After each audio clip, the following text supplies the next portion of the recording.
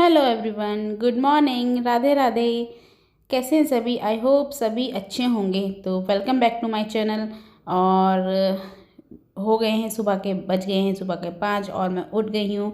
तो हर हर बार की तरह मैं पहले अपनी किचन क्लीन कर लूँगी। हालांकि मैं किचन अपनी रात को क्लीन करके सोती हूँ, बट फिर भी मैं एक बार सुबह का मॉर्निंग में ज़रूर साफ़ करती हूँ, क्योंकि हमारे घर में जो नेगेटिविटी होती है उसको हमें भगाना होता है। तो उसके लिए बहुत ज़रूरी है कि एक बार कपड़ा ज़रूर मार लिया जाए अपनी गैस पे और अपनी स्लैब पे।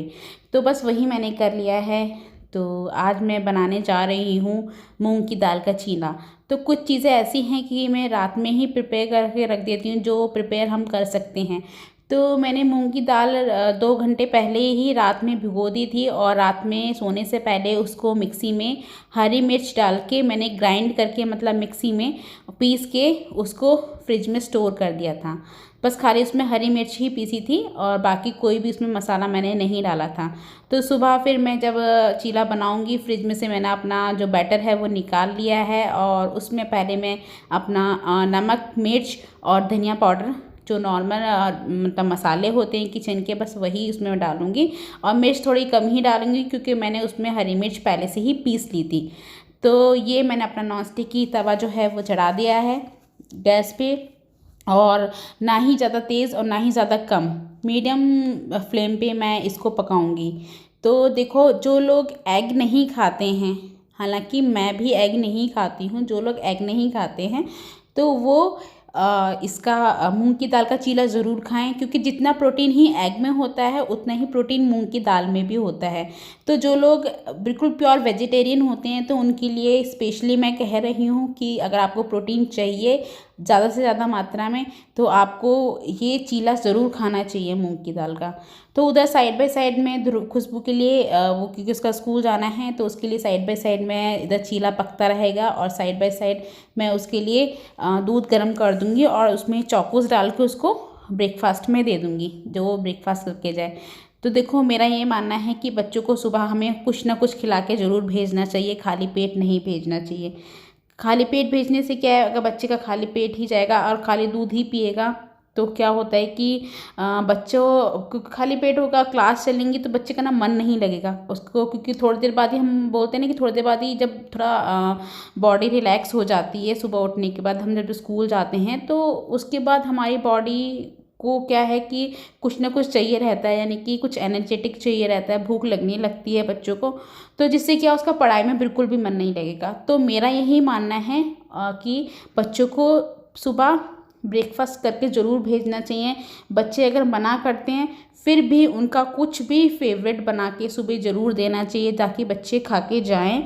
कुछ नहीं तो दूध के साथ कुछ भी बिस्किट या कुछ भी देना चाहिए, जिससे कि बच्चे बिल्कुल माइंड उनका बिल्कुल भी भूख की तरफ ना जाए, कि उनको भूख लग रही है और पढ़ाई उनकी डिस्टर्ब ना हो स्कूल में।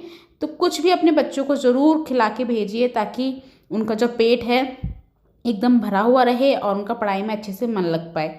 तो सेम मेरा तो यही रहता है कि बच्चों को कुछ ना कुछ मैं ज़रूर नाश्ता करा के भेजती हूँ, कभी भी खाली पेट नहीं भेजती हूँ। इवन लंच नहीं भी दूंगी एक बार के लिए तो वो चलेगा, बट सुबह खाली पेट कभी भी नहीं भेजती हूँ। हालांकि आज तक कभी ऐसा नहीं हुआ है कि मैंने बच्चों को लंच नहीं भेजा है, चाहे कितनी भी तबीयत ख़राब हुई हो मेरी, मैंने उनको कुछ ना कुछ मैं ज़रूर देती हूँ, और नाश्ता करा के हमेशा ही भेजती हूँ दोनों को। तो उधर मैं अपना चीला बना लूँगी। और जैसे कि मैं बता रही थी आपको कि अगर आप एग नहीं खाते हैं, प्योर वेजिटेरियन हैं, तो आप मूंग की दाल का चीला ज़रूर खाएं, क्योंकि मूंग की दाल के चीले में उतना ही प्रोटीन होता है जितना एग में होता है। मैं हालांकि बहुत पहले खाया करती थी, पर अब मैं प्योर वेजिटेरियन हूँ। मैं बिल्कुल भी एग को अब छूती भी नहीं हूँ। मतलब बस ऐसे ही कुछ पूजा पाठ में मन लग गया, दैट्स वाई मैंने ये सब चीज़ छोड़ दी है। और हालांकि नॉनवेज तो कभी ज़िंदगी में नहीं खाया, एग ज़रूर खाया था, बट अब नहीं। मेरे को हो गए 15-16 साल हो गए छोड़े हुए। तो अब मैं एग नहीं खाती हूँ। तो इसके मतलब अपनी प्रोटीन को पूरा करने के लिए या तो हम पनीर खा सकते हैं, या फिर आप ये मूंग की दाल का चीला खा लें। तो पनीर भी हम कच्चा खाएंगे तो ही अच्छा प्रोटीन हमारे को मिलता है। तो कभी कभी क्या होता है ना, कभी कभी तो हम खा सकते हैं, पर एक्सचेंज करके खाते रहना चाहिए। कभी पनीर खा लिया, कभी मूंग की दाल का चीला खा लिया, इस तरीके से हमें खाते रहना चाहिए। तो बस वही है, मूंग की दाल का चीला मैंने बना लिया है। उधर बेटी तैयार हो गई है, रेडी हो गई है, उसको मैंने ब्रेकफास्ट दे दिया है और आज उसकी टिफ़िन में मैंने चीला ही भेजा है, क्योंकि मेरे को रोटी बनानी थी, दाल बनानी थी, तो बच्चे दाल लेके नहीं जाते हैं स्कूल, क्योंकि बहुत पतली हो जाती है। और हालांकि ले जाने को कोई दिक्कत नहीं है, बट मैं मतलब पसंद नहीं करते हैं बच्चे।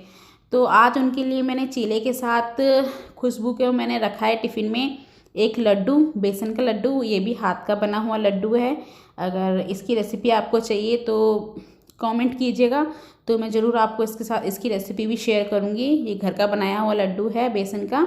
और साथ में मैंने 4 काजू और 4 बादाम भी रखे हैं उसके लिए, ताकि बीच में अगर वो ना भी खाए, एटलीस्ट स्कूल में मैं जो रख देती हूँ तो वो एटलीस्ट खा लेगी। घर में कई बार मैं बच्चों को बोल के रह जाती हूँ, बट वो नहीं खाते हैं, या तो उनको हाथ में दो तो वो चीज़ खाते हैं, अदरवाइज़ वो नहीं खाते हैं। तो मेरा यही है कि अगर मैं टिफ़िन में रख दूँगी तो सामने रहेगा तो वो खा लेगी।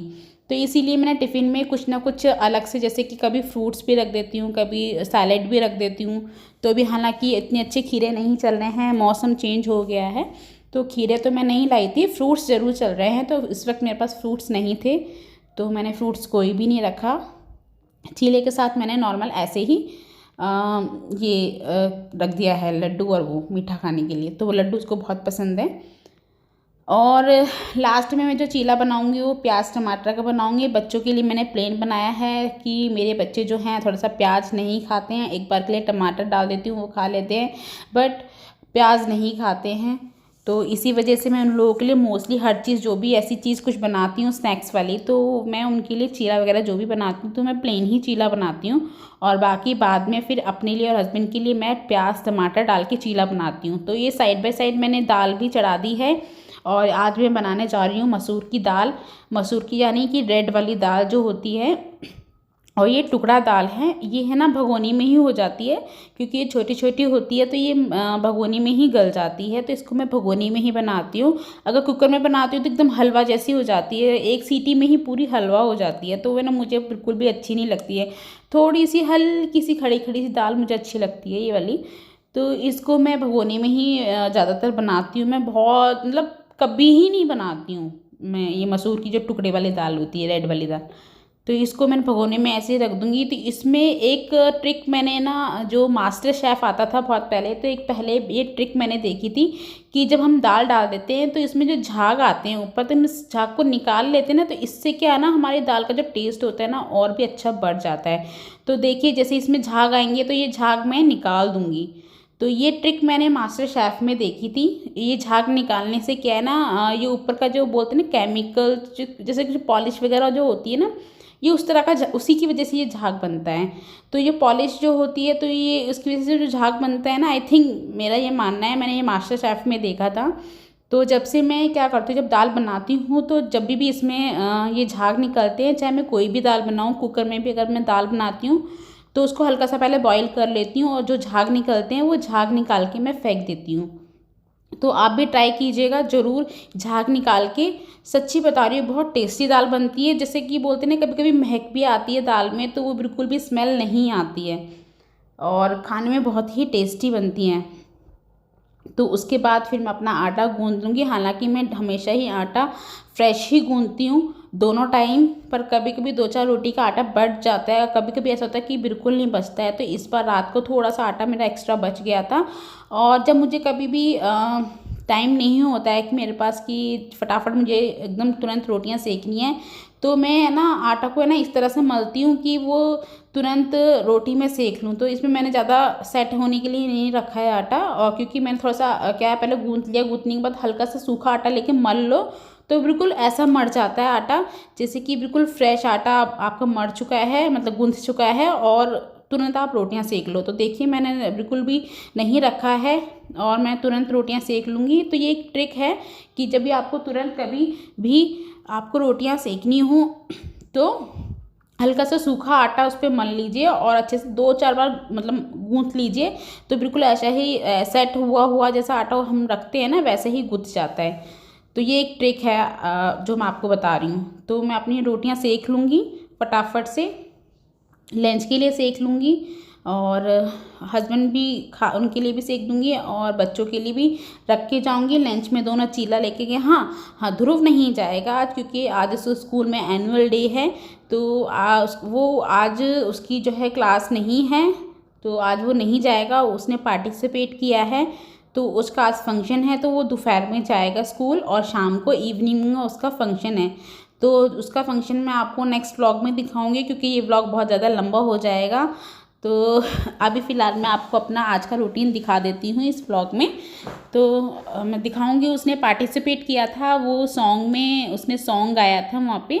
और उसका स्कूल बहुत अच्छा है, मतलब क्रिश्चियन स्कूल है और हर बच्चे को पार्टिसिपेट कराता है, मतलब बहुत ही अच्छा स्कूल है कि हर बच्चों को कुछ ना कुछ एक्टिविटी ज़रूर कराते हैं उसके में। तो उसके बाद मैंने दाल बना दी है, उधर मैंने चाय भी चढ़ा दी है।